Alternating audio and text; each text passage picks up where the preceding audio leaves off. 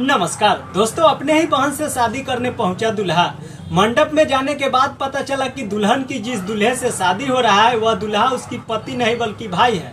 अंततः शादी भी हो जाती है। दोस्तों इस घटना की पूरी कहानी आपको विस्तार से बताएंगे। इससे पहले हमारे चैनल पर नए हैं तो चैनल को सब्सक्राइब कर ले। फेसबुक पेज पे देख रहे हैं तो पेज को फॉलो कर ले ताकि सारी अपडेट सबसे पहले देखने और सुनने को मिलेगा। दोस्तों इस कहानी को सुनाना मेरा यह मकसद नहीं कि किसी व्यक्ति विशेष के दिल पर ठेस पहुंचे, बल्कि सुनाने का मकसद यह है कि लोग जागरूक हो। तो चलिए आप सबकी टाइम वेस्ट न करते हुए इस कहानी की शुरुआत करते हैं। दोस्तों एक लड़का जिसका नाम रोहित होता है, उसकी शादी एक मनीषा नाम के लड़की से तय हो जाती है। दोस्तों शादी तय होने के बाद दोनों के घर में शादी की तैयारी जोरों शोरों से होने लगती है।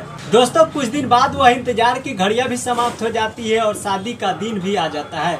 दोस्तों शादी के दिन रोहित के घर पर समाज के रीति रिवाज के हिसाब से दिन भर गाने बजाने भोज भात होने लगते हैं। गाँव में खुशी की लहर होती है। फिर शाम को रोहित सज धज कर तैयार हो जाते हैं शादी करने जाने के लिए। हाथी घोड़े शहनाई के साथ साथ दूल्हे बनकर शादी करने पहुंचते हैं पूरे समाज के साथ। दोस्तों दुल्हन के घर पर भी पूरी तैयारी की गई थी। दुल्हन के गांव में भी खुशी का माहौल था।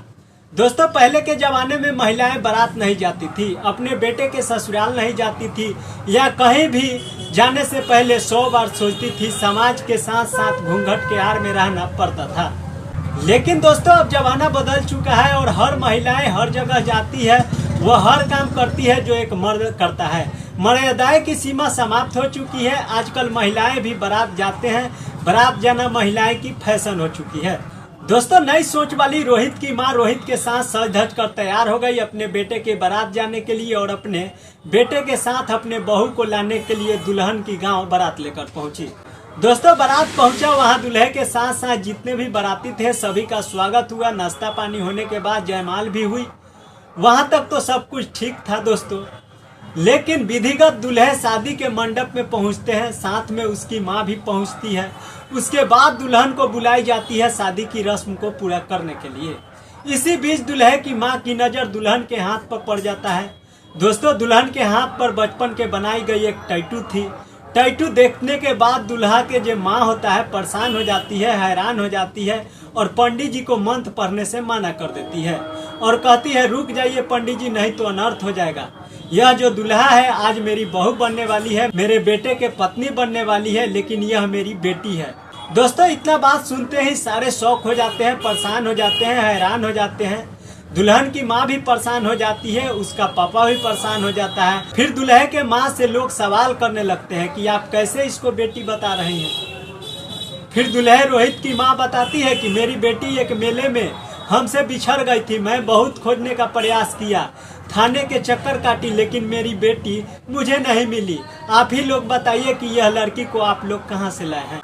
दोस्तों इतना बात सुनने के बाद लड़की के माँ भी कबूल करती है और कहती है कि मुझे भी ये लड़की मेला में मिली हुई थी, बिछड़ी हुई स्थिति में 10 साल पहले। अब गांव के सारे लोग सुनकर हैरान हो जाते हैं, परेशान हो जाते हैं और सोचने लगते हैं कि अब क्या होगा, अब शादी कैसे होगा। बारात आ गया है, गाँव में बदनामियां भी होगी। दोस्तों इसके बाद दूल्हा के माँ एक और रोचक बातें बताती है, जिसके बाद उन दोनों की शादी हो जाती है। दरअसल दूल्हे की माँ बताती है कि मेरी बेटी के जाने के बाद मैं खुद जिसे अपना बेटा मानती हूँ उसे मैं गोद ले चुकी हूँ।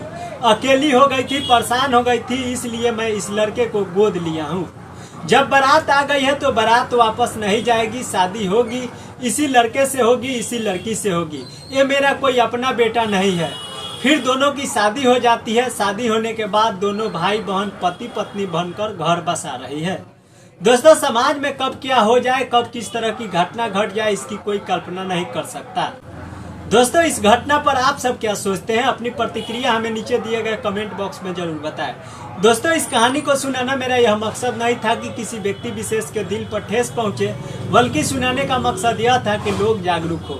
दोस्तों इस कहानी को यहीं समाप्त करते हैं, मिलते हैं अगले कहानी के साथ। बाय बाय, टाटा, स्वस्थ रहे, मस्त रहे, अपने काम में व्यस्त रहे। हमारे फेसबुक पेज पे देख रहे हैं तो पेज को फॉलो कर ले, यूट्यूब चैनल पे देख रहे हैं तो चैनल को सब्सक्राइब कर ले। Thank you so much.